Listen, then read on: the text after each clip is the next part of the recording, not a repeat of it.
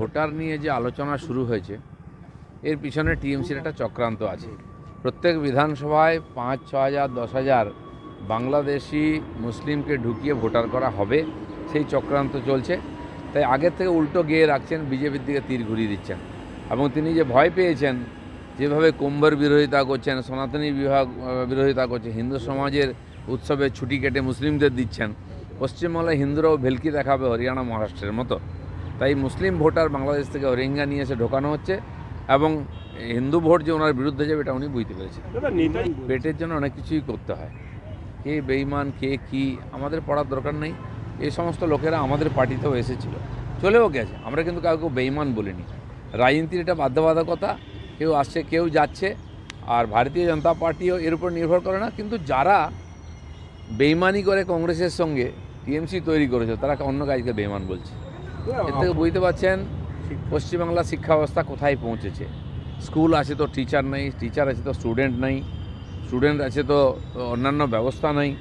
তো এই ভয়ঙ্কর পরিস্থিতির ভিতরে যাচ্ছে বলে আজকে তার যে কুপ্রভাব সেটা মাধ্যমিক পরীক্ষায় বুঝতে পারছি। এখন প্রায় 100% স্কুলে 100% ছাত্র পাস করে যায়, সেখানে সরকারি স্কুলে ছাত্ররা ফেল করছে কেন? তার মানে পড়াশোনা বাদ দিয়ে সব কিছু হচ্ছে। সুন্দর দিয়েছেন, চা সুন্দরী, অমুক সাথী তমুকে, কিন্তু সাধারণ মানুষের জীবনের পরিবর্তনের জন্য কোনো প্রয়াস নেই। আজ শ্রমিকেরা কেন সরকারকে বিশ্বাস করতে পারছে না? অনেক দিন ধরে আমরাও দাবি করছি যে ওইখানে যে চা বাগানগুলো বহু জমি পড়ে আছে, আর প্রজন্মের পর প্রজন্ম শ্রমিকরা ওখানে থাকছেন, তাদের কোনো স্বত্বাধিকার নেই। তাদেরকে কিছু কিছু জমি দেওয়া হোক, যাতে আবাস যোজনার মাধ্যমে তাদের বাড়িগুলো তৈরি হবে। মমতা ব্যানার্জি এখন বলুন যে 16 লক্ষ বাড়ির জন্য নাকি কেন্দ্র রাজ্য সরকার বাংলার বাড়ির জন্য টাকা দেবে।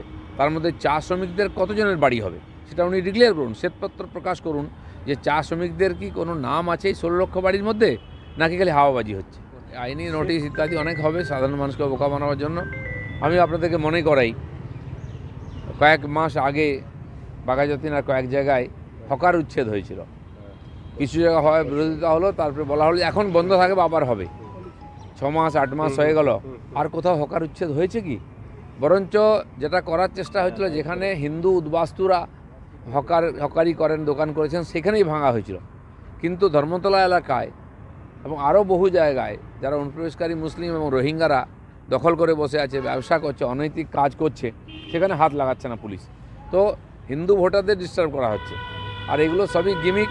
ভোটের পরে যে হাওয়া উঠেছিল বিরুদ্ধে, সেটাকে স্তীমিত করার জন্য হয়ে গেছে, আর কিছু হবে না। এটাও এই নোটিশ ফোটিশ সবই লোক দেখানো।